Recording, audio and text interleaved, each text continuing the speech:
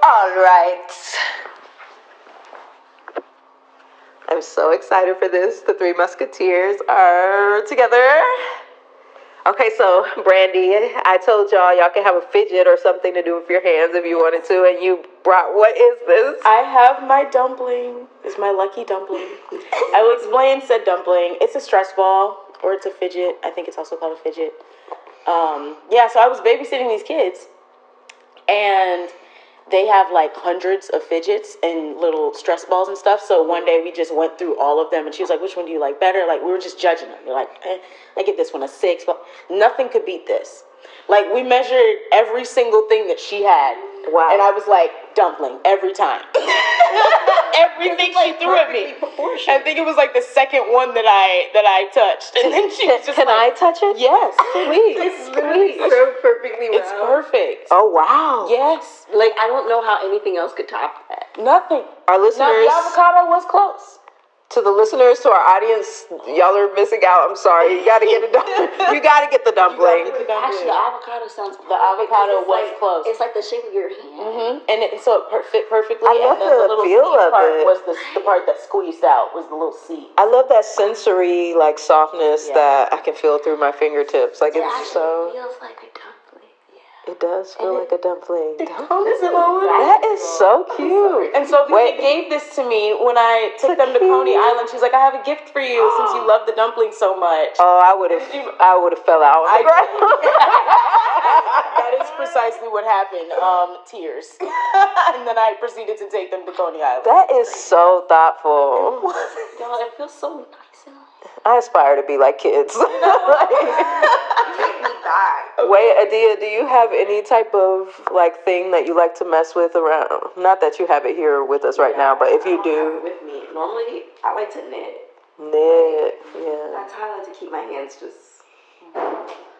Dexterity is great, y'all. I don't want arthritis in my joints. Can you tell us about like? It's like Casper. Oh, somebody's moving trash. Oh. Someone just doing their job. Somebody's like, yeah, nothing to see here. We're just. I was like, we're just gonna You said literally nothing. disregard. Nothing. I'm not seeing anything here. Okay. We're just gonna ignore the fact that Casper is trying to join this podcast. But I did have a question when you were talking about that. So, what's the difference between knitting and crochet? And don't say I'm dumb, because like really, what's the difference? No, like it's actually, it can be a little hard because knitting, you can use 2 needles, 3 needles, 4 needles, 5 needles. You can use a circular needle. So there's a lot of ways that you can knit. With the crochet, though, there's only one way that you can crochet, and that's with the hook. Okay. And it's just like a long stick with a little ding at the end, and that's what you use to crochet. Versus knitting, you use both hands. I really didn't know use that. a knitting machine. I've seen my friend use a machine, but it doesn't seem as satisfying as Doing it with your hands. Yeah, at least that's how I've always learned. Was with look at me doing. How long have you been knitting? Bro, I went to a crazy ass private school, and so it was part of the curriculum to learn how to knit. So we learned in 1st grade. Is this a Waldorf? Oh wow. This is what? Waldorf. This is Waldorf. The Waldorf school. Because I took Let me shut up. the day that I visited.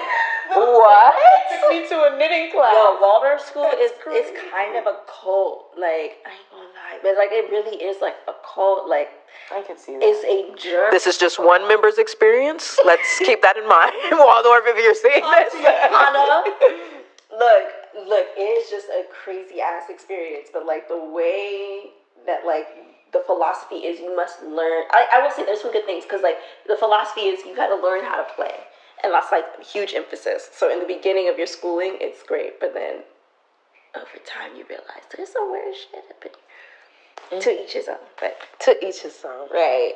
I had a great day. You just knitted. One day is great. They didn't have no uniforms. I was really enjoying. You were just visiting a prospective student? Yes, I was a prospective student. Like, so, I want to go here. Yes, they had dance class. I think I go here now. Yes, you with me. Right, yo. Did not know that that's what it was called. God save me. This is fire. They were.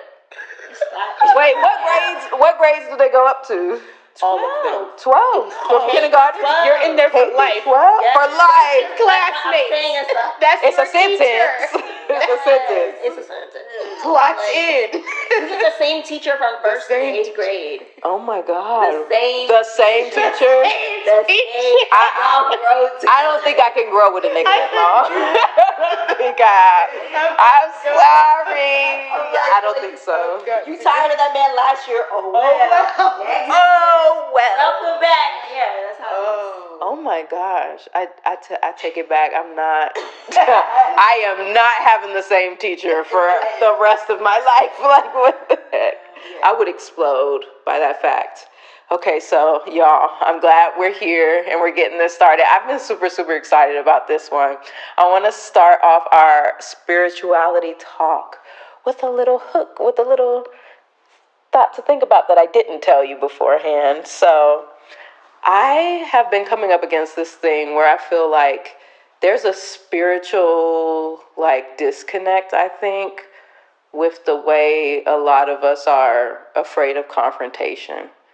And I feel like I was having a conversation with someone the other day and I was just like, why are we so afraid of confrontation? Like, why were your roommates so afraid to just say, hey, can I talk about this such and such XYZ?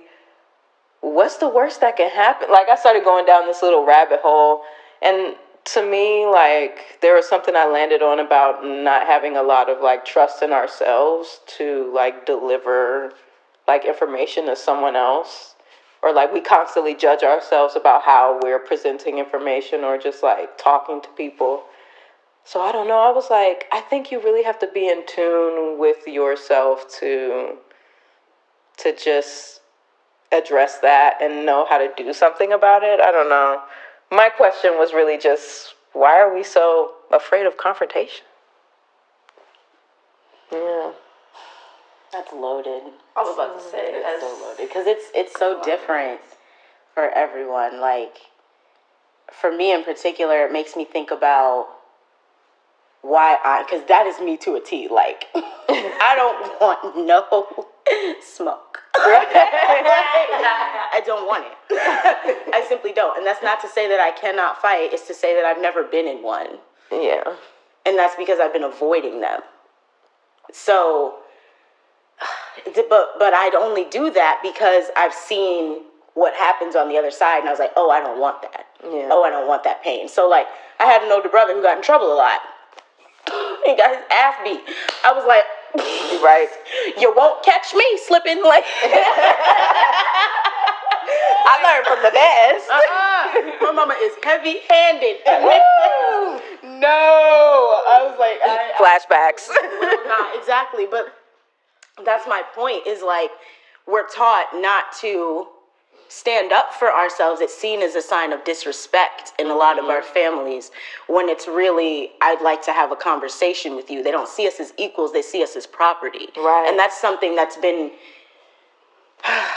built into us, but it's not originally how we know to love each other and to be in community. That's something we learned. It does feel like a traumatic response sometimes. Yeah. I can feel it deep. I've been here before and I don't want this energy when I'm afraid to confront something or somebody. So that, I really connect to that for real. That did it for me. It was the fear of being afraid in the home, and so I'm afraid outside of the home to say anything. So what do? We people please. Yeah, that's what. We crack a joke. Yeah, Because they're not gonna beat the bitch's ass with that's making them laugh and making little hee hee. I'm not roasting nobody. Again, no smoke. I don't want it. knows. I'm not roasting anybody. Because I will cry if I receive that energy. Like, I just will. Yeah. It will, but the crazy thing is, I will laugh too. Like, it will be funny, but I will be like sobbing at the same time. Yeah. No, yeah. We're right here. We're right here. We are right here. Relate to that. It was so funny. Like, I'll be unpacking that in therapy. But I'll be taking that to the altar tonight. Like, oh my goodness, I can't afford therapy anymore. I tried to do it with mine, because I'm still on my parents' insurance. y'all writing The little therapist that I am writing it out. I am writing it out. But that little therapist that they give you, it's like they have 4 therapists in the state of Georgia. It feels like for my insurance that they do a little what is it? Like a name, like a random generator where you get to pull a random name. Like say you are doing a contest or something and picking somebody at random to be the winner. It's like they pick somebody at random. That's horrible. That's what it feels like. You can get this one by chance. They sent me. No, they're good. Good luck. They sent me to this one therapist. She was a white woman, bless her heart. Right. But she was just really trying to find something to give us a connection to, to relate on to. She was her energy was she cooks soup all day in the kitchen, she's a country, she's Georgia. She Georgia. She is a Georgia peach. She was over there so what can I do for you? And I was I said, no. I don't know. What have you experienced? Have you stepped outside the kitchen? I said, I don't know what you can do for me. That's all I can say about that. But I gave her a chance. We met 3 times, and I was like, she's just an expensive person to talk to. I'm like, I could make a job out of this. I can have people rent me out as a friend. She really didn't give anything valuable to me. rent me out as a friend. Rent me out if this is the situation, because what did this do for me? I was just what did this do for me? She was just essentially, for some people, I guess this might help, but she was helping me to get it out more, I guess. I just had to sit there and talk about it, so she didn't really say anything. She didn't give any type of perspective about anything. I was like... But at least you gave her a chance. Yeah, I did give her a chance. I'm just girl, you don't say anything. Wow. Yeah, that's be a therapist. Right. But I do think bringing it to with your point of confrontation, a lot of people now don't like to give folks a chance. Which I feel is a lot of the reason why there's a lot of lack of wanting to be in confrontation for that very reason, because they're afraid to let people speak and hear things that they might not want to hear. Yeah. I mean, in your case of therapy, I don't know if you really got anything from it, but you let her speak. You let it rock, so you can at least try and figure out what it is that she's trying to say, if anything. That's true. And what fits and what doesn't. I think but I'm afraid of I'm the same way. I nervous laugh. Yeah. When things start to get uncomfortable, I'd be like, oh no. I don't know, man. And then in the next second, I'm there's a switch, and I'm I black out almost. And I'm oh shit, wait, that's not a good way to deal with things. No, that's not a way to. That's not a way to live a life.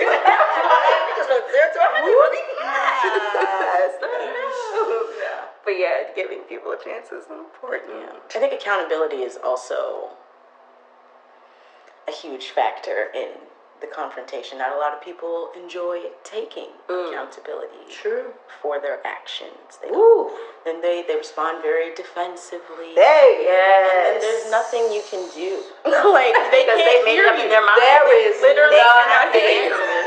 The second that you say something that you know for a fact is happening, and they respond with something off the wall, they can't hear you. Like, There's literally nothing They've made to up do. their mind. they can't hear you, bitch. Yeah. It's over. It's a wrap. it's No a wrap. I can't believe that sounded so bad.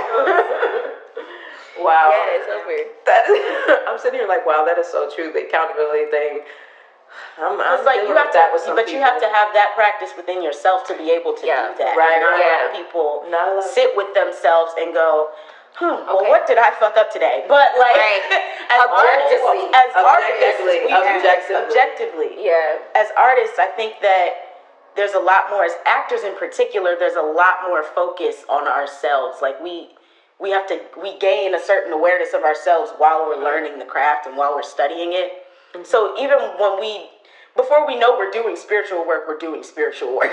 Like, This is really true. by dissecting ourselves and getting to know That is so true. the inner parts, it's really wild. I mean, I think we are spiritual people by nature. Just humans in general are, because I think we have to be too. Yeah, like when to be people feel that disconnect from it, I'm like, it's okay that happens. Like sometimes we get wrapped up into things, but I don't think that people realize that they, like us in spirit and source and however you want to connect to it, like it's just like all one thing. It's just like everybody is so connected that it's not like we are all a part of like a source of, I think it's like love is like the source of everything. And I think that this individualism that we're seeing like nowadays, where everybody's just so like, I'm not really caring about other people, that just like signals to me like a disconnect. Like there's a disconnect there with the spiritual, with that type of thing. it's these things. I agree. It is these things, and I mean it to a fucking core. Like, I I don't agree. know if we can curse on here. No, you can curse. Like these, like the second you are here, like you've completely checked out of Exactly. like this world here, the very Yeah, present. you're in a the different real, world. You're in a digital made up world. Like it's literally a world of code.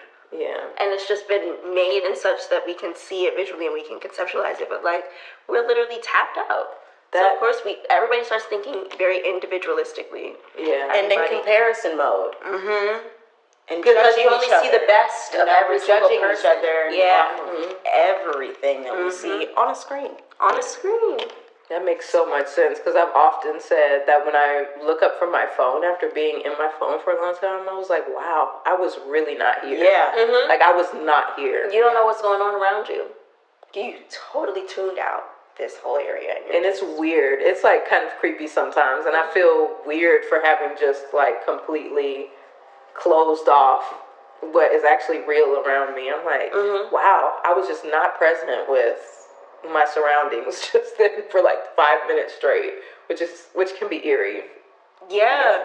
It's crazy how much of a hold these things have on us. And it's like, it's this tiny, like you never notice, like I noticed this about myself. It's like when I'm walking around the house, I'll carry my phone with me, like from room to room. Yeah. Like I'll carry it with me to the bathroom, and then I'll carry it with me downstairs to the kitchen, and then I'll go back upstairs to my bedroom.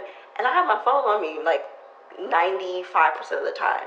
It's like in my hand, and I take it around with me. Yeah. I've And I'm like, noticed that. why do I Me even too. need it? Like we had house phones back in the day. House phone. Nobody was carrying That a bitch house phone is- around that corner thing. Like no, you place the phone down, you leave it. You only use it when you need to Oh, I remember the house phone used to be lodged between my mom's like head Right, and her shoulder, like cooking some food. right, Girl, let me tell you what she did today. right, girl. Right, the long girl. Yes. But now we have to have our phone in our hand. I noticed that for myself the other day because I was moderating a talk back for my friend's short film, and for some reason I brought my phone up there to the front with me, and I noticed it was in my hand, and I had just like, my heart dropped for a second because I wasn't nervous at first, but I was like, why did I bring my phone up here? I really didn't need it. Like, I don't know why it was in my hand, and I didn't have pockets, so I felt really weird about having my phone. Right. It was that thing. I was just Yeah. like, it's just in my hand to the point where I don't notice that it's a separate entity for myself, and that's really bad. It's really bad to me. Okay, let's get into the show because we have a lot more to talk about. A lot of great stuff. So, hello and welcome to 23, 24, 25, a podcast about not only being slapped in the face by 2023, but also by the wildly complicated transition that is turning 25. I'm your host, Josca, and I've invited my friends to the table to talk about all things life as baby adults. So, today I'm joined by my beautiful friends, Brandi and Adia, who I met, it's only been like a little over a year. Wait. I was just thinking that. Wait. Yeah. It really feels like I've known these beautiful people forever. Like long ass time. It's been how long? A year? Not even a year and a half yet? No. Wow. Okay. So we just met each other yesterday, right? No. But we met at the Black Arts Institute where we were getting our little acting training in last summer, and it's just been a beautiful story ever since. We just like immediately connected like one day outside of the sidewalk, being like blood and spit thrown at us. But that's where I really like walked away like that.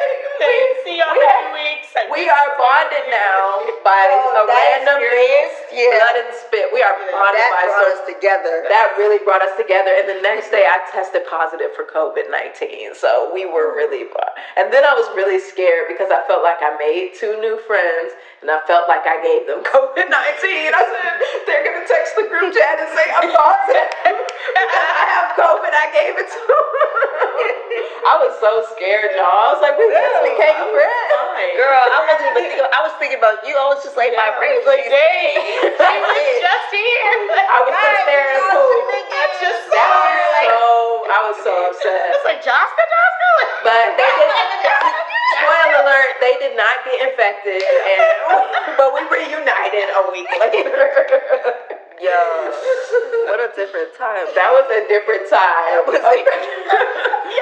Zoom. Yo, please let's not talk about Zoom components. A Zoom component to an in-person class. Like that's I could do an episode on that. All right, so we're gonna go ahead and go into a game, y'all. Because this is kind of a game. It's more like a little conversation. It's a spinoff of MySpace Top 8. I was just like, we're gonna do Top 5 because we have YouTube to both share. So we're going to say a list of things that really like inspired us in childhood or upbringing now, whatever you want to explain that as. And you could have real people, fictional characters, music, whatever. The sky is the limit. So you're just going to have a list of 5 and just tell us about it. Adia, you want to go first? okay. Oh, sorry. What happened? You have the cockroach. The cockroach. Sorry. You want me to Just in a minute. So I think my number one. This isn't really a thing, but it's not like a person, but it's a thing. It's my dog. She has changed me a lot. She's crazy. She's a crackhead. I'd be like, why the fuck did I get you? But she has taught me a lot of patience. Yeah.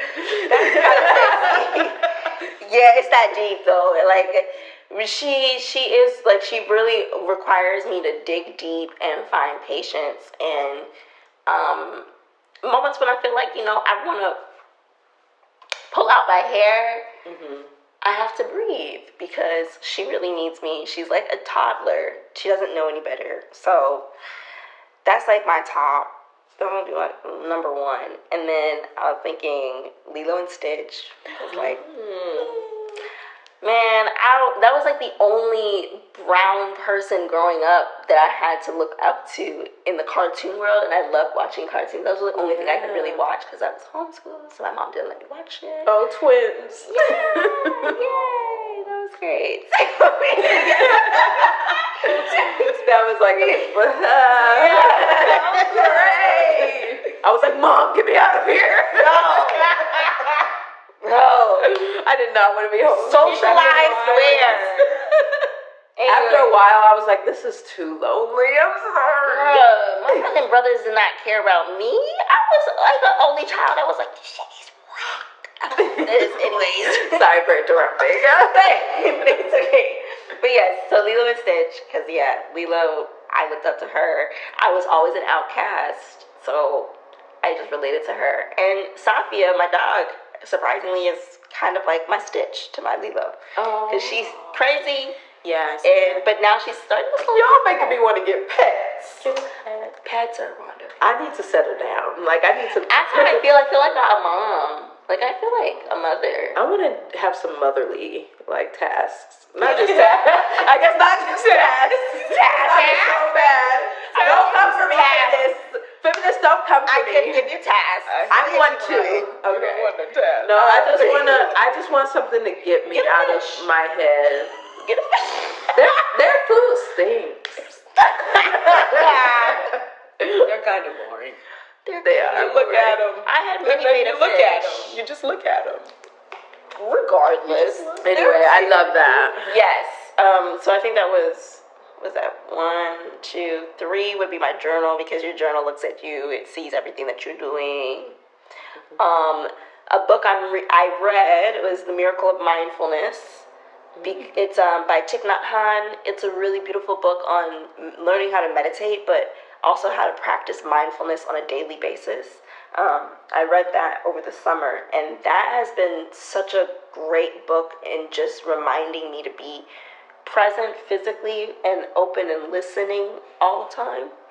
And then my last one was the book I'm reading now, Jazz by Toni Morrison. I just love Toni Morrison.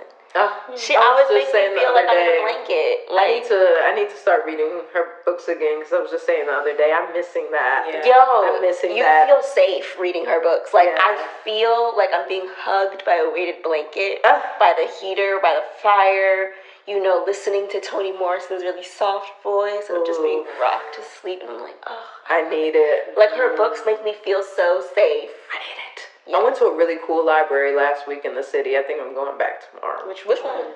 It's just a New York public library, but I'm trying to remember what street that was. It was kind of over there. I was coming from Union Square, and I walked there. Is it like a Bryant Park I don't library, think. or like by Bryant Park there's a library? I don't think it. Oh no, it's not that one. It's Okay. not that one. But That one looked cool. That's over by Bryant. there's a lot of cool libraries. There are in New York, yeah. I like me a library. Mm-hmm. Did you say all 5? I did. Okay. Yeah. I like that. Yeah. Solid list. Thank you. Solid list. Yeah, not many movies. Movies, yeah. What about you, Brandi? This was really hard to get down to 5. So I'm just gonna say whoever decides to pop up. That's a Raven. No kidding. Okay, go ahead. That's a Raven is in there because I saw Raven and I was already like I was a crazy kid. I was very high energy. I used to walk around with a fucking joke book and a joke book. And I would read out of it. Yes, and I would read out of it. And I knew the jokes weren't funny, but I would laugh so hard that everybody else would laugh so hard. Oh, that's so cute. That's what I did. So I was already crazy, and like my mom took me to a dinner party, and I was all of a sudden I just ran around like I was a dog, and I like lifted up my leg and peed, and everybody was like, "What is going on? What is wrong with her?" And so I discovered that I had a very large personality, and I had only ever seen that reflected in Raven Baxter on screen, and I was like, "Wow, it's okay to be this big. It's people like this." Like, That's so wild, Brandi, because that's literally somebody on my list. yeah. Raven Baxter, and that's pretty much the exact reason. I was like, she committed so intensely that literally my mom found out that this was going to be a show. I really remember this because I was growing up in Atlanta at the time, and we were at the park that day, the first day that So Raven was coming out. And my mom was kind of like rushing us to get done at the park, and I was like, what? Why we gotta go? Like, she was like, come on, y'all. There's a black show on Disney Channel, and there's this girl named Raven. She was like packing us into the car. She said, we are Yeah. watching the premiere as a family. And we watched the That's So Raven premiere Oh, together. that's so sweet. And I saw that, like, she knew, because Raven Simone was in the industry already, and my Yeah. mom, like, saw Raven Simone's, like, also personality outside of the shows she was in, like, her interviews and all that stuff like that. And you get a sense of, like, how, like, wow, this kid is, like, larger than life. And my mom was so excited that she was having a show on Disney Channel. She was like, you know, I grew up, you know, I watched her when I was younger, when she was like really little. And now y'all have a show with her. It's like, That's a big moment. yeah, I was just like, it felt like a big moment. It's like, there's a black family on Disney Channel. And not only that, it's Raven Simone like leading the charge. And she was just, the way she committed and the way she like used her body and used her voice. I was just like, Physical that comedy. is so, it felt like permission. Underrated. Like, it felt like, Mm-hmm. wow. That episode where she directed the she took over the production. That is legendary. Where she made it a one-woman show. Yeah. Yeah. She said the show must go on, and it will if I have to play every single part and run all of the cues by myself because I did too much. You did too much. I love it. And I just love it. And I think the parents were like so corny and cute. Like I just loved the representation that And awkward black boys. Yeah. awkward Yes. black boys and Corey. Yo, Corey Baxter was a mess. And I loved him so much. I'm him. A menace. Yes. Like, and I loved that brother sister dynamic because it was similar to my own brother and our age gap. Like, I'm the younger, I'm the baby. So it was funny that I was irritated by Corey. Whole time I'm Corey. Like, I'm him. I don't like it. I don't like him at all. He's annoying. Getting on my brother's nerves daily. It was like, Corey Baxter's annoying. But he was like making money. Like, Yeah. he was. I love that trope. Aspirational. Back then of the kid that was like really smart and hustling their people. Yeah. You know her name. Oh, y'all know I'm terrible with names. iCarly. We're on Drake and Josh. Cosgrove. Miranda Cosgrove. Yes, there we go. Yes. Mm-hmm. Got it. Ding. Yeah. Like, even her character on Drake and Josh, I was like, Megan is my idol. Like, Megan, yes. Destroy their lives. They deserve Yes. nothing less. I love it. What's after that, So Raven? That's So Raven. Maya Angelou. Ooh. Because that was the first poem I performed ever, like on stage, was a Maya Angelou poem, Phenomenal Woman, in the 3rd grade. That's a good poem for a 3rd grade. Yeah, my mom cut out For the young. parts about, between the legs. And Right. and I all that out. I already She assumed. sliced and diced. Yes. I already assumed it. Sorry, you will not be getting on stage talking about your thighs. Right. You won't. But yeah, Great. that was the first poem I performed on stage, and after that I was like, this stage thing, I like it up here. Right. Kind of don't want to get off. So that's why it's It's that's got why a I chose little- that. Maya Angelou be having you feel that way too. She do. Make you feel like you're on top of the world. On top of it, can't nothing bring you down. No. Oh my goodness, I remember reading, which one? I think I read I Know Why the Caged Bird Sings when I was at homeschool, actually. Mm-hmm. And I just felt like, I felt that little feeling you get when, like, you get the chills several times. And I remember that's the first time I read something and felt like that. And I'm just like, I was like, ooh, I feel it now. I'm just like, the way she writes was just really like, because when she talked about not speaking for so many years, like when she just said, when she checked out verbally, how she was like writing, her kind of flow and mindset about that type of thing was just like, I was like, it really made me change my perspective of what's going on when people are silent. Like, she's incredible. Yeah, she's one of those like her,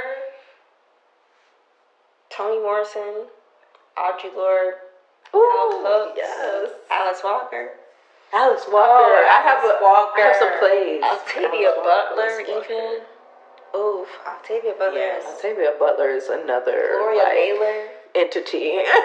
Yo, yeah, she's not like the coddle you, like hug you, make you feel safe. She's the one that's like, I'm throwing you in the ocean, and I know that you can survive. You might have a hard time, but you will make it. You will make it. Okay. I'm giving you the tools. I taught you everything you need to know. Figure it out. I just got my first Octavia Butler book from the library.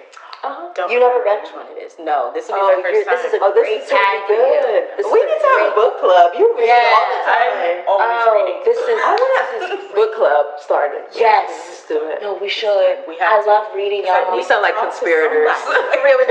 Like what's in the Book club now. breaking news? We are going to be starting a book club. Breaking news. Okay. Local Three Musketeers have decided to start a book club. Oh my goodness. Sorry. I love it. What's your next one? Breath. I think breath. Because Life-changing. it is crazy how we do it to keep ourselves alive. But we don't do it deeply enough. To keep ourselves alive. To keep ourselves alive. To keep ourselves Like, alive. we just We don't. use like a quarter of our Yeah. lungs. Yeah. That's so strange. And I say breath because it's another parallel from acting training. Is there's so much breathing involved in acting training. You hear breathe, that's like one of the main notes that you get as a beginning actor is breathe. They would just be like, breathe. First of all, I do be holding that in, don't I? breathe. Yeah, like they'll tell you that in audition workshops. You come in, breathe.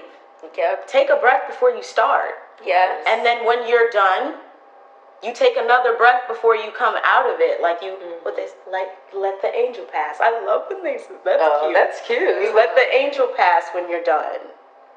Like end it in breath, begin it in breath, end it in breath. And so when I, realized I was on a spiritual journey, because we're always on it. It's about when you figure that out. Right. When you figure that out. That's become conscious of the fact that you are on the path. You're on it. Ooh, they don't want to hear it. I'll tell you now. I don't know if they want to hear it. No, they don't. You're on it. It is not a choice. You're just on it. You're on it, and either you're surfing the waves You're or on you are getting hit every 5 seconds. You're on it. You may be floating in the river called denial, but you're on it. Denial. Breath will bring you out of that denial, babes. Breath will bring you out of it. Like, it truly will. But yeah, I started breathing a lot more. And I started doing, just doing more guided meditations. And through those, you learn, box breathing and, certain breathing techniques that are different for different intentions. So I was just trying stuff out, seeing how it affected me.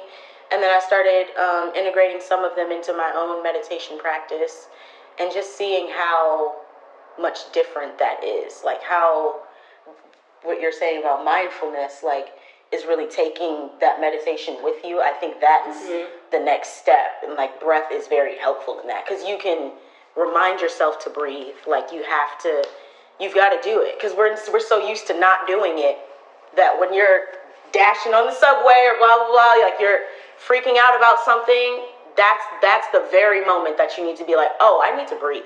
Yeah. First of all, before we can get anything done, I need to, take a very deep breath to breathe. Let it all out. So, yeah, breath has really gotten me through a lot of stuff, even with working out. Because I used to have a horrible relationship with it. My mother is a track coach. My dad was a jock. I come from a very athletic family. And then I, chose arts just to, whatever. But I'm very athletic. And so I hated it, though. I did not enjoy all the running. I just did not. Yeah, my heart was not in it, babe. Running felt like torture sometimes. It really, really did. And so I'm not breathing through that. I have a horrible relationship. As a matter of fact, I don't want to be here no more. I don't want to be here. I don't want to be here anymore. Out of your mouth. Shut up. Shut up. I was like, as a matter of fact, it's giving Lord, take me now. Exactly. Take me. What am I running from? I'm running for training? What am I training for? I want to be an actor. I was like, Mom, I don't want this life. Like, I don't know how many times I have to say this. She was like, it's not for that. It's so you can stay in shape. And I was like, but I'm fine with the shape that I'm currently in. Like, I'm in a shape. I'm already in it. I'm in a shape. She said, "This is the This shape." is the shape. Like, what do you mean, get what Whatever shape? you're talking about, this is it. It's it, girl. This is It's here. ta-da! But now, I have a different relationship with my body and working out and movement and exercise completely. So this summer, when I asked my mother for the bajillion time to train me, we actually got things through because I breathe now. And so when things got hard in the workout, I would literally breathe through it. And I was like, that's why they tell you to do it. It literally helps. It helps. It really helps. That's why they repeat it. So if you're hearing this, breathe. Wow. Like right now, actually. Right, literally. Let's do it. Inhale. Exhale. Yeah. What's your last? Is it the last one? I think that was Or your fourth one? fourth one. Beyonce. Beyonce, because I've never seen someone love performance as much as I do. And I saw that in Beyonce at a very young age. I was like, oh, she loves what she's doing. So that's when I started doing all her choreography, because I was like, I can do that. And that's where I got perform to your highest degree. Like, truly give it your all and be yourself. Be yourself. And she's not the only Virgo legend. Like, Michael Jackson's also a Virgo. So, like, there's such individual artists. That's why we love them. They're themselves. Don't nobody else dance like Michael. I need people to stop comparing Like, them to other people. Like, Stop comparing artists, period. Stop it. Yeah, just please. like, who's the better performer, and his picture be up there. I'm like, first of all, Someone was saying, giving like an actual argument about Michael Jackson and Drake being the better artist. Like, I think it was my brother who was telling me this. Like, one of his friends. That's no, despicable. Johanna was telling me this. That one of her friends was talking about. And I was like, legitimate. they're putting Legitimate something in the food. argument. I'm convinced they're putting something in the food. Because What's going on? You're lying. What's to going on up yourself. here? What's going on up here? Clearly nothing. The lights ain't on. That's the most disrespectful shit I've never heard. Right, I never heard of. Michael Jackson and Drake in the same sentence? Absolutely not. Why? I love Beyonce, so I'm glad you said, and I'm glad that you gave such a great, beautiful reason for that. Like, that's, Yeah, we fucking that's why. Beyonce. Her love for performance. That's it. And my last one, Major Pain. That's what came to my mind. Major Pain. The movie Major Pain. I'm always like, I had a very interesting childhood. As the younger sibling, I did not have control over the TV remote ever. So there were no Disney movies. there were no princesses. There was Rush Hour. And I'm 6, so like That's why you're so funny. that may be it, man. I was watching the greats at like 5 and 6. That very well may be it. But Major Pain was it, and I was the kid that would like mimic what I heard on TV. So I was saying a lot of lines from Major Pain. Like, I remember telling my mother to pop her titty out of my brother's mouth and stop babying him. And she thought it was hilarious, thank God. Like, I was say, you said that? I said that. She told me to do something. And you're still here with Right? She told me to go do something. And I was like, but You're so Johnny could do it. She's like, I asked you to do it. I said, but pop your titty out his mouth and stop babying him. She started cracking up. Oh, and then I had to go do what she told me to do. And then I was a kid again. Yep. So Major Pain, I watched that movie so many times. After all that. So many times. I Love it. I love it. I love it. I want to get started with the questions that we have now.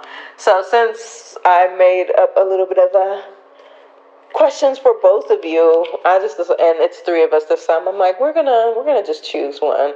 Like, it's so hard to just choose. Well, I'm gonna choose two since I have for the two of you. But I'm like, it's so hard to choose between all these great questions that we brought forward. So something that came up in my head, I'm like, I might post some of the other questions on like the story on the Instagram and stuff like that for people to engage with, because yeah, these were some good questions. And my first one, so many good questions between all of us, but my first one is, I've noticed that a lot of my peers have taken spiritual practices that they were raised around, I know I have, and taken a take what works and leave what doesn't approach, to how you interact with whatever spirituality or ritual, wellness, however you want to put that, how you interact with it now. And I'm wondering if either of you or both of you were raised in a certain spiritual direction or religion. And if so, what is your current connection and understanding to those practices? Brandi, you want to start? Yeah. So my mother's side of the family are devout Christians. My mother grew up. She's gonna listen to this and be like, "How do you not know which denomination?" I want to say Pentecostal. I think she grew up Pentecostal, right? She'd be like, "No, it's gonna be the one that start with an E," and we're gonna get to why I don't know these She'd names. be like, no, Episcopalian. Right? Be like, I'm sorry. But no, so they were very, very, very, very, very religious. But my mother, growing up in small churches, she didn't enjoy like the drama of it, the everybody in your business, the all of that. She did not have great experiences in a small church. So I attended mega churches. So I went to Be a little detached. temple. Yeah. She said, I like this. I like sitting in the back. So I went to Empowerment Temple in Baltimore, which is led by Jamal Harrison Bryant III. And yeah, so I did that.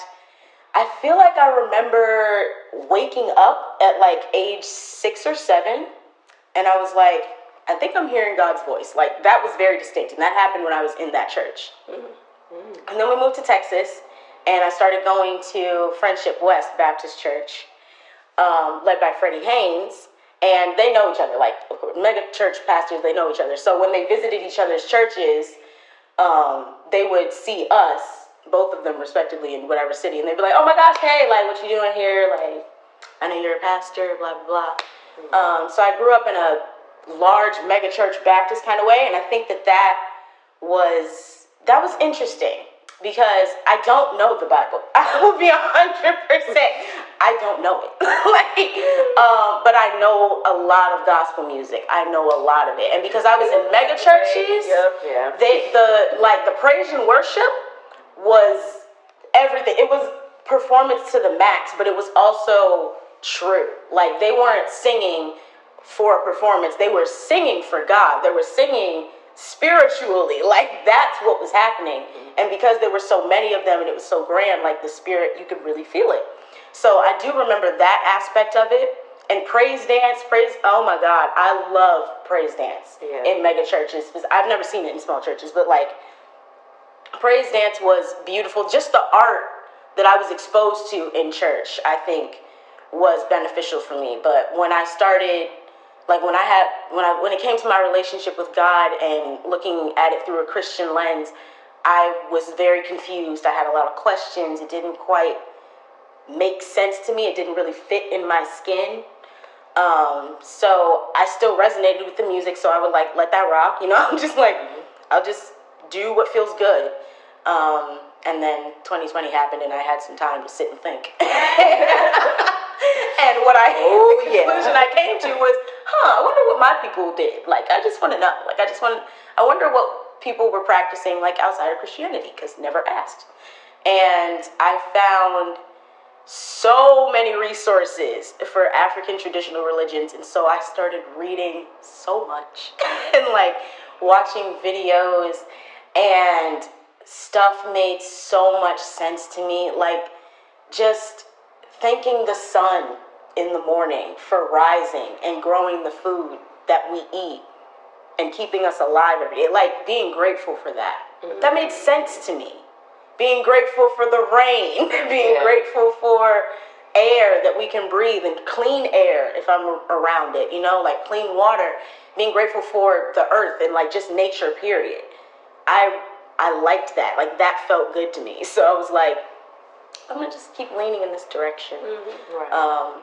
And that's kind of where I'm at now, is where I don't identify as Christian, but I also have a lot of ancestors that were Christian, and so when I communicate with them, I'll put a Bible on my altar, or like I'll play gospel music and sing gospel music for them, like as an offering, and we be getting down, we be having a good time, because I also want to give that praise and worship for myself, yes, and for God, yes, but also my grandfather, who was a deacon. He had MS, so he was not able to move his body at all, really. And so when he did feel something deeply, he would just toss his head back real high.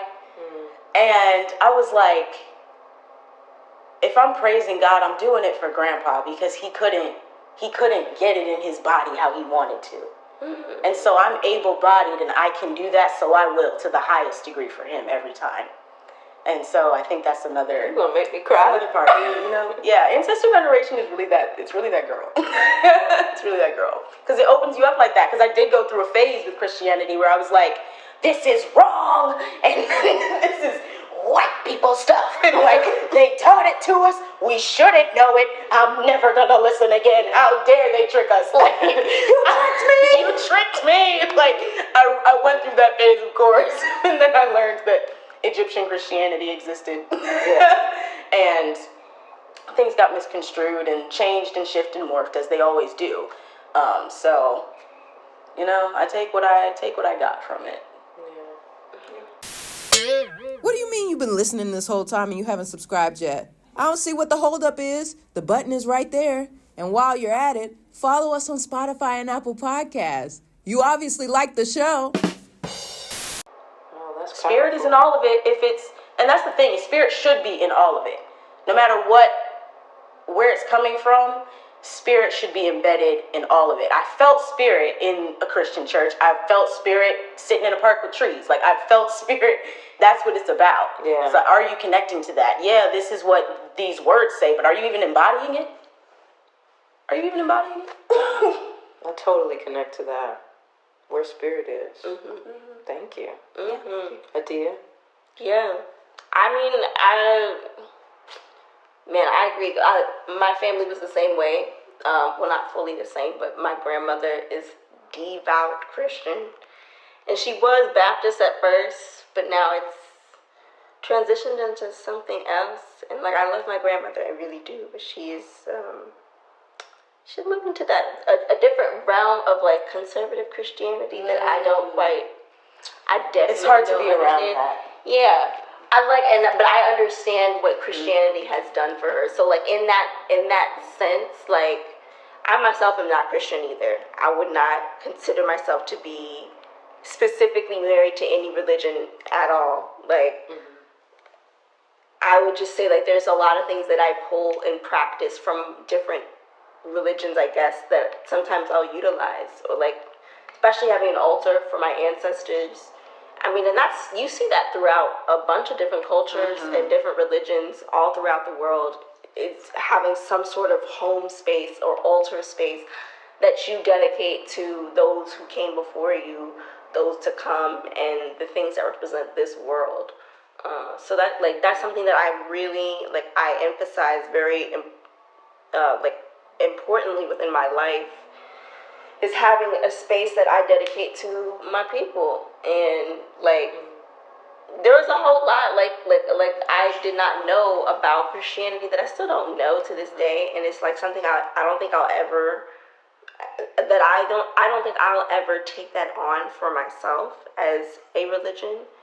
But I see like like Brandi was saying about how music, like gospel music, really is like a spiritual experience, in that like literally anybody who listens to it kind of evokes a response. Like that's something that I feel like is really important, that I continue to this day for my own ancestors, for my great grandmother who love to party. Like I always play music and I dance for her because she cannot be here to do it anymore. I listen to the gospel. I know gospel music and gospel songs, not because I went to church, because I didn't, but it's because it has a spiritual response. It really has, like you are performing for God, for the God within you, for the God around us, the God in you and in you. Like it's something that we all feel. It connects us. Music as a Black experience really connects us. So like that's something that I feel like it has to be a part of my spiritual practice today. And so in that way, like I've taken bits of Christianity for myself, but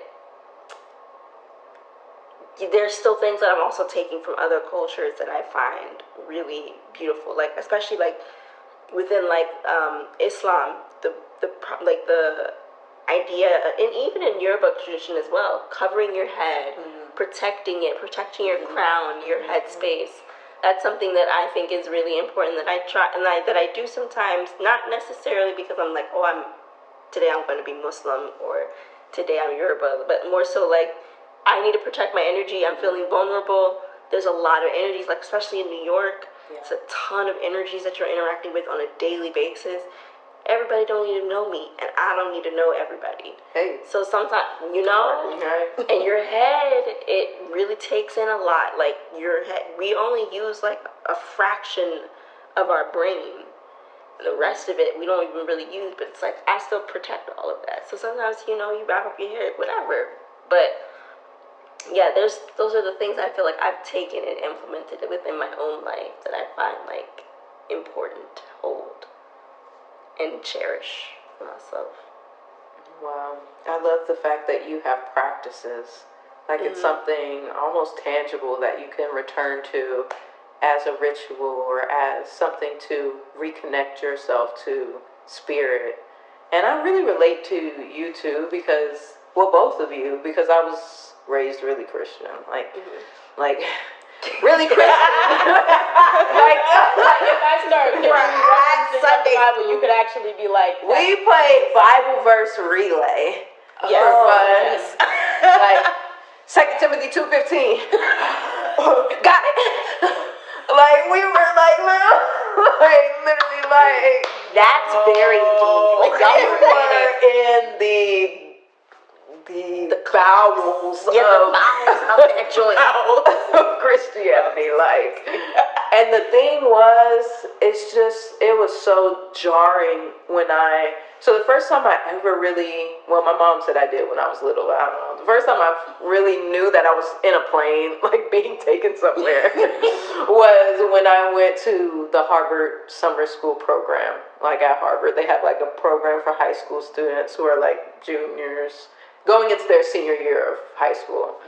And so I got like a scholarship to go to that. And I was flying there, and I don't know, the experience was really jarring to me because it was the first time I was immersed in so many people who believe different things than me.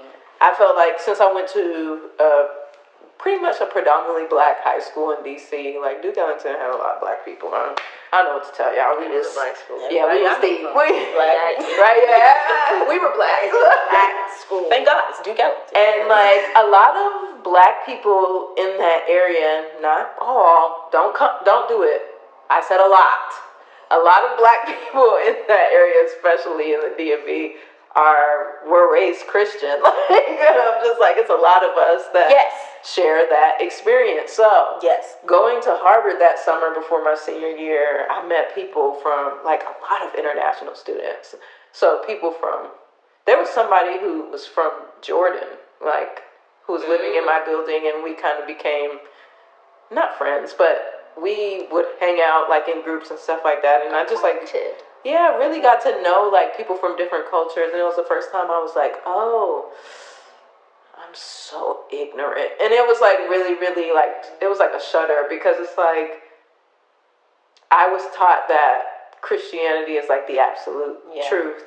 So, and I'm sitting here like, I think many truths can be, like, I think the truth is the fact that for like people who like practice a lot of religion seems to be that there's a source, there's a God, there's a creator, there's a energy, there's something that like runs through us and something that we have to be thankful to, or just like whatever people want to, however people identify it. But I was just like, there's so much more nuance than that, of course, and it was just so jarring to be around that and be like, wow, like it's important to know people and like how they get through their days and who they're saying thank you to. I'm like, not that I have to adapt everybody's.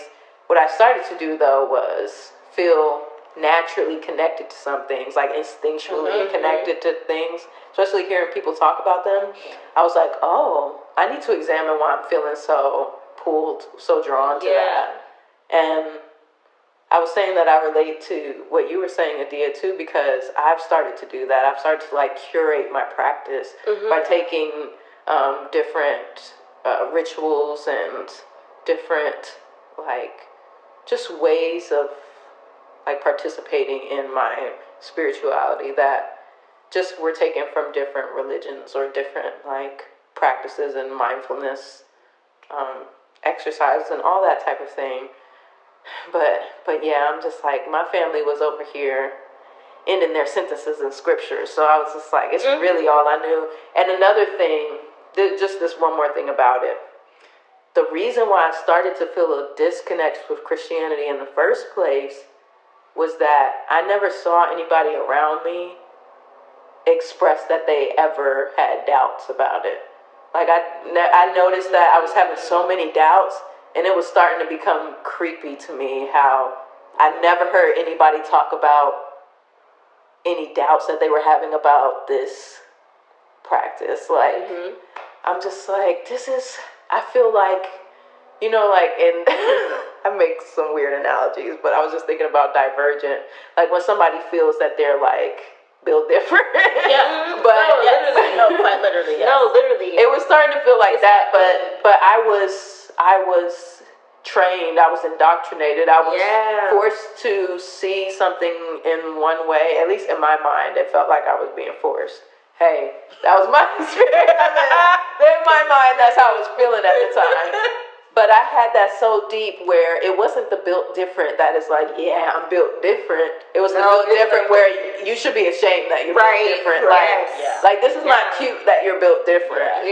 Like you're not supposed to doubt any of this, obviously. Nobody has ever mentioned that. And that was starting to really worry me, that I never had any examples around me of people talking through ever experiencing any doubt. And so I just had to investigate that. Investigate that. I hate when people say that sometimes, and I say it all the time. I literally had to investigate. But yeah. Nature. You ever heard of nature abhors the vacuum? No, explain. It's like where nothing is the same, or nothing is one way within nature. It doesn't happen just there's just infinite possibilities. I think I might be explaining that wrong. My directing teacher used this analogy, like everything, like there isn't just one way to exist. There isn't just one way to do one thing. There's so many ways in which we exist and live in life. And it's the same thing within, I think, spirituality. Like sometimes I think if you're really devout to or you're orthodox within a specific religion, sometimes you can be like, there is nothing else. This is a vacuumed point. This is it. This is all that we know, and everything else is incorrect. And so sometimes it can really just like turn you off to everything else around you, rather than allowing you to be open to seeing the rest of the things in the world. And sometimes people need that. They need that anchor to be like, there is nothing else, to hold on to their sanity. But then there's the people like I feel like us, who's like, but there's more to life than meets the eye. Yeah. Right. Or your anchor is supposed to make you more open.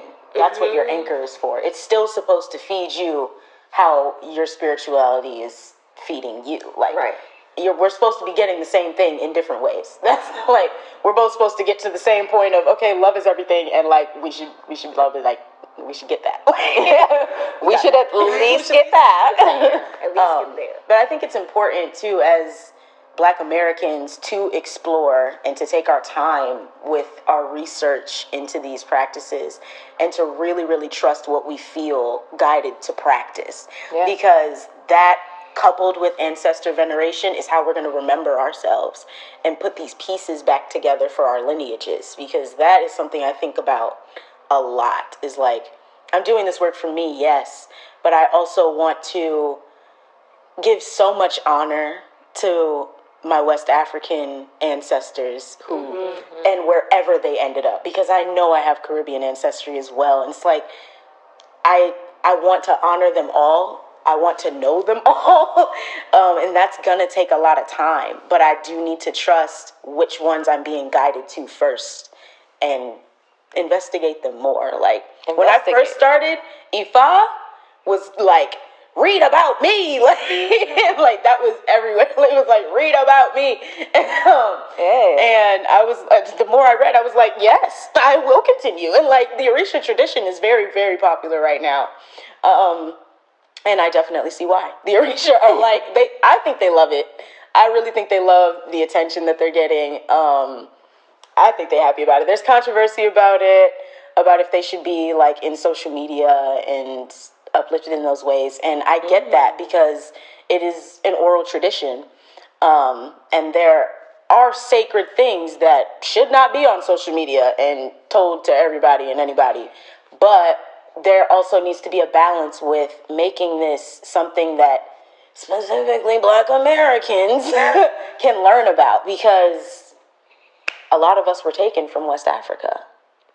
And I feel like it's something a lot of us will resonate with. And even if it's not that specifically, it's going to get you somewhere. Like, it's going to call you to do something. You're going to learn something about yourself. Like, you'll either learn that I need to keep going here, or, nah, this is not for me, but that's really cool. I didn't know that existed. Like, Yeah. you know? Yes, exactly. Because we know about all these white religions, Right. all these European, we know all about them. I had no clue something called Ifa existed before 2020. Not a clue.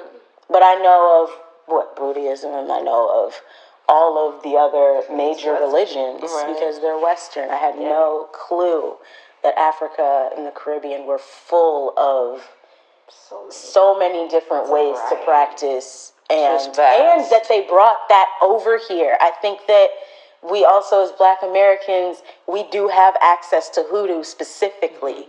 And also, I've learned a lot from Dante's family, because their family, well, at least a side of their family, practices Akan. And and that's so definitely, you already know the people do not know about that. And they don't. And I was like, I didn't know before he came in and said, this is what's happening here.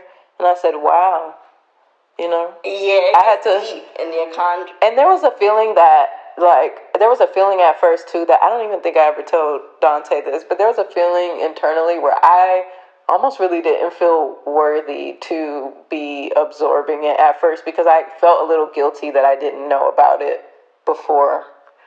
I was just like, dang, this is such a beautiful, like, they have such, like, it's such a beautiful communal, like, anchor that's there with the con that I was noticing. And I was just like, I feel like that's what I've been trying to find, like, in my own life. And I was like, it sucks that I felt that at first, that I felt like for some reason there was a lack of worth, a lack of worthiness. I felt that way. I felt that way around, like, I went to a celebration, a Shango celebration, and I felt like a white girl who walked into a black party. Oh my God. Is how I felt. That is so and it was fucking so real. I was like, this is so beautiful. I would love to know if my body could move like that. Like, I don't know. Oh my God. I was like, I want to do it too. I and wanna it's crazy. join I want to in. join. I want to do Welcome it. me. Welcome me in. Like, No. it's, oh. That is so yeah. real. Yeah. Okay, y'all, sorry. We're going to pause right here and I'm going to change the battery on the camera. Sorry about that. We had a little technical snafu. We'll be back right after this. Where were we? Shoot, talking about a con and trying to join in and not being able to. Yeah. Or wanting to, but Yeah, feeling very an outsider. feeling like an outsider, and that just makes me mad because that's slavery's fault. Like, Right, that ain't nothing to do with me. Like, I'm very upset about this because had that shit not happened, I probably would know all of these things, and like I would know how to talk to my people. Like, I would know how to do it. I would know how to do it. I would know how to do Big it. emphasis, big emphasis on that. And I would know other languages. Yeah. Oh, Yes, got me speaking English. got me speaking it. The white man's like, Right. hold my tongue. And we're not even speaking like proper English. Like we're speaking Right. English. Dialect and everything. English's little cousin that like didn't nobody want to talk about. English's little cousin. That nobody wants to acknowledge. Like, oh God, here come. Here comes the Here come little boo boo. Here she comes. She showed up drunk again. Like, yeah. Oh, that's okay, I want to pivot us a little bit to my second question because we're all actors. That's something we first connected on, and I feel like acting, like we mentioned earlier in the beginning, it's got a real connection to spiritual getting to know your body, getting to know yourself, just like mindfulness. Getting to know the characters. Exactly, getting to know someone who you're stepping into, and like, you know. You have Having respect for other I be saying thank you for letting me step into this sometimes because it takes you, it really transports you. So takes you places. it definitely takes you places. And I just have a question about being an actor, and you know how, okay, so the strike is over. SAG just reached a deal with the AMPTP, and we're in this place now where it's like, okay, maybe we can breathe again a little bit, but just having to go through these series of unexpected events in this career with like not booking roles, with maybe booking roles, and then sometimes actors get fired and replaced and things of that nature. So going through this like risk, these unexpected, like for me sometimes like it feels at the moment like soul crushing. I just want to know, how do you all employ spirituality to prepare yourselves for that? To prepare yourselves for all this that we have to encounter and endure, and how do you keep your ego in check through moments of celebration when you've done really well in terms of your definition of success? Mm-hmm. So, Adia, you wanna? Well, I actually have a very personal story about this, and I've never really spoken about it so much, but so like this was a very unexpected moment for me. But your whole point about being fired, like when you get fired from a job, especially as an actor, it's not like your stereotypical way of being fired where, you know, maybe you've done something bad or whatever, and they fire you. You can get fired for a plethora of reasons within this industry. And I was on a job. I was on the Midnight Club, and I got fired. We started off as a lead role, and 2 weeks into a shooting, I got fired. That's what they call it in the industry, but I really got recasted to the role that I was playing in the show. But it was really hard to witness this new person coming in and playing the role that I was playing for. And it was like no hard feelings to her. She was just coming in to do her job. But it felt really weird because I got fired from the job. I don't know why. They just were like, we're just going in a different direction. The executives want to go in a different direction. And that was it. And that was probably one of the hardest moments because it was my first job ever. It was the first job and it was a big job. And I was just getting into things. I didn't know what was right, what was wrong, whatever, because this industry is just so complex and it was so vast for my mind. And so, like, spiritually, I mean, like, the thing that I felt I needed to do in the moment was listen to my intuition, which was, if I need to cry, I'm going to go cry. So I went to the bathroom and I cried a whole lot. And then I come out and I just breathe and I try to be present and just like focus and hone in on why I was doing what I was doing. Like, I had to constantly remind myself why I was acting. Like, why did I decide I wanted to act? Why did I decide to continue to stay on the show? Because they gave me an option. I was like, they were like, you can either stay or you can leave. It's up to you. You'll get paid either way. And I was like, no, I don't. It's not about the money for me. I was like, I came here because I love to perform. I love to show stories. I want to be a voice that, you know, maybe is not always being portrayed on TV. So I really wanted to stay. And so it was difficult, but the things that got me through it was listening to my intuition, allowing myself to feel the feelings, and remembering that this too shall pass. So that was one of the biggest things, like, spiritually, that I kept. Whenever I felt overwhelmed, you get all these thoughts and things. Oh my gosh, am I good enough? Am I this? Am I that?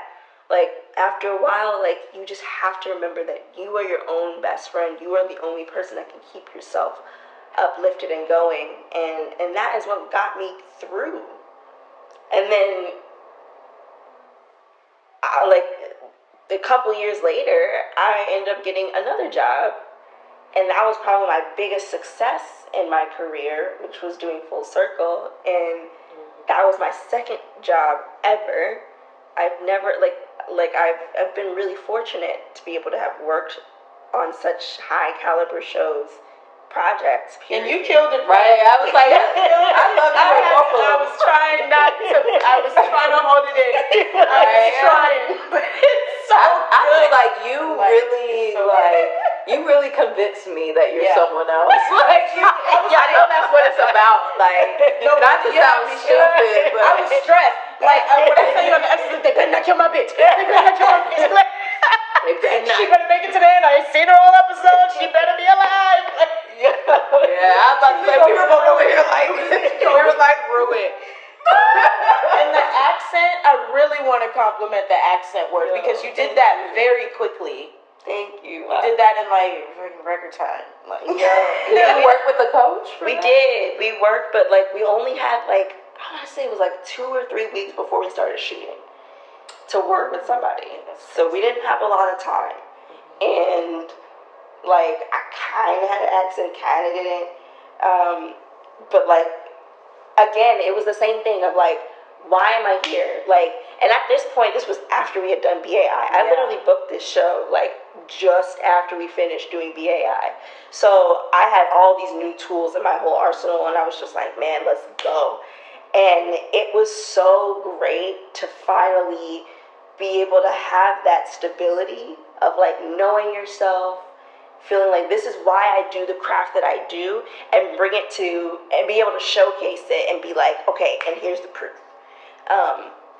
But like, again, it was the same thing of like, even though it was like a really big project, and I was like, I'm working with really big, like producers, directors, actors, it was still like remaining, it wasn't so hard, I guess, to remain humble, more so than it was for me to remind myself why I'm doing the work. If you can remember why you're doing the work, then it's a lot easier for you to remain true to yourself.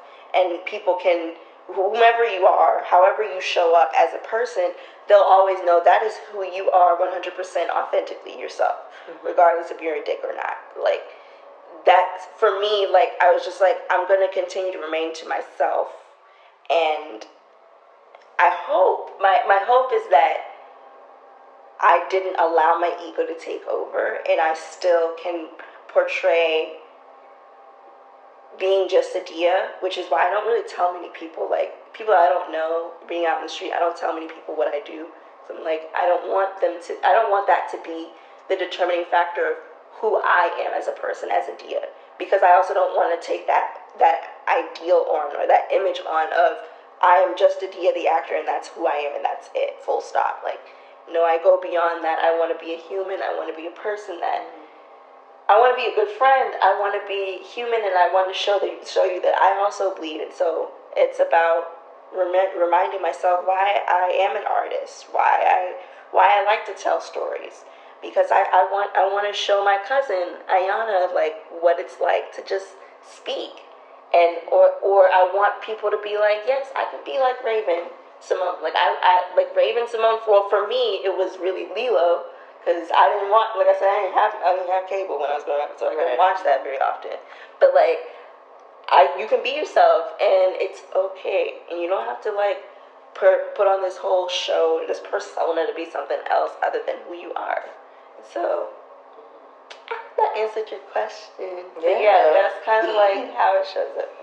I loved how you talked about too, like it's not so much like letting your head get big as it's like you have to remind yourself why you're doing this. Yeah. Why am I here?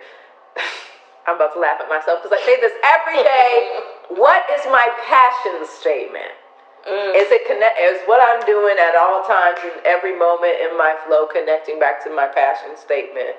Why I do what I do? Why what is my voice? What do I want to say? Why am I here to say it? Like, you know, just I feel like when you intuitively like get messages to say a certain story or, you know, share a certain experience, it's like, oh yeah, that's my passion statement. That's my responsibility, like we talk about. Like that's my purpose for it. So I like how you mentioned just reminding yourself of things like that. Mm-hmm.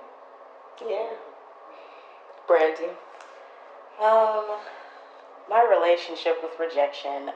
I've been acting since I was 5, and I went to a performing arts high school. I went to Booker T. Washington High School for the Performing and Visual Arts in Dallas, Texas. Hey, shout out. And first of all, wonderful experience. But that was my real first encounter with rejection in regards to acting, because school politics and school casting is a whole thing. But to constantly audition for things, and then you run to the call board, and you're searching through the names. The race to the call board. You're searching through the names. That's some looking shit. for That's yours. And it's not there, baby. It's not there, no matter how long you stare at these pages. That was so crushing. There must be a mistake. There must be a mistake. Send it back. My name on here somewhere. I just didn't see it. Like, it's fine. My eyes are It's fine. I'm tired. Somebody accidentally pressed Control-A backspace. Where's my name? Deserved it, baby. Deserved it. When I tell you I worked hard. Like Orlando Brown said, hey, that was some of my best work. Where's my name? You're bringing back some memories. It hurt. Like, I literally would not be able to turn around until I got the tears back into my eyes.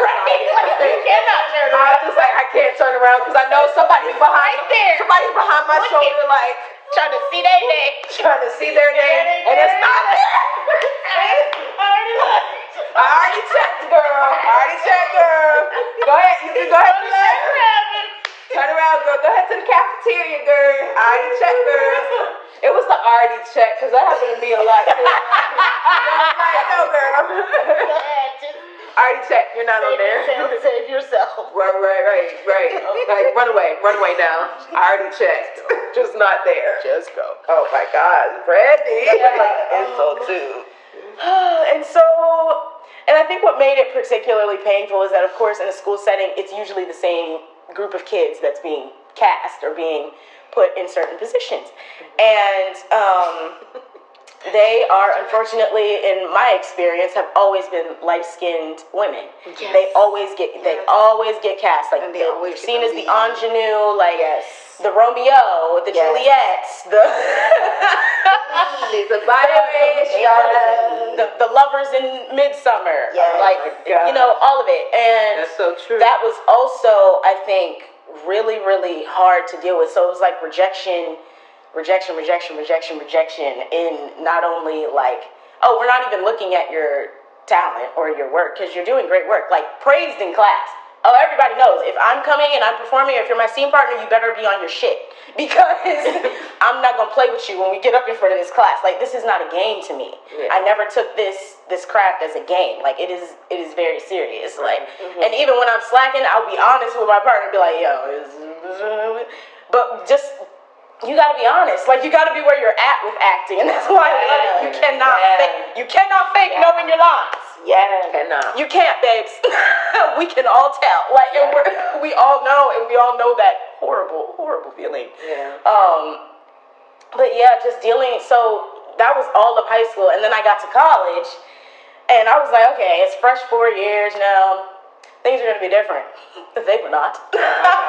So it was 4 years again of auditioning and not being cast, and auditioning again and not being cast. And it took until my junior year for me to be cast in a show, and it took a new faculty member to cast me. We had a new faculty member, and she's the one that cast me in the show. And it was a small role. There are no small roles, only small actors, blah, blah, blah. But I didn't have a lot of lines. Like, it was a very, that's They true. tried it. They Like, tried it is. It is, okay, but, like, it was a small part. So I had a small part, and you know me, I'm gonna give it my all, because that's what I do.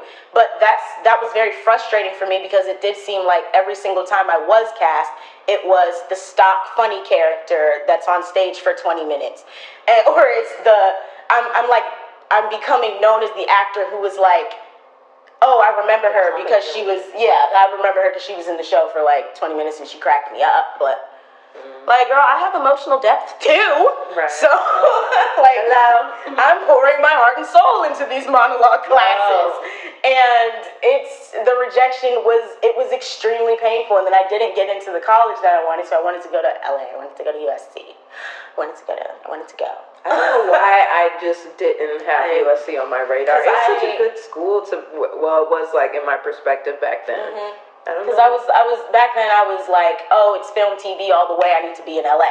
So I was like, that's the school that's there. So I'm gonna go there. Didn't get in. Again, soul crushed, because the light-skinned girls that have been cast all year, I think they both got in. And I was just like, well. People from California was like, ooh, they were holding a paper bag. Right. So I was like, ouch. And then I applied to SMU last minute, y'all. So we had the showcase week at Booker T, where like a bunch of colleges come in, and it's insane, and we audition in front of them.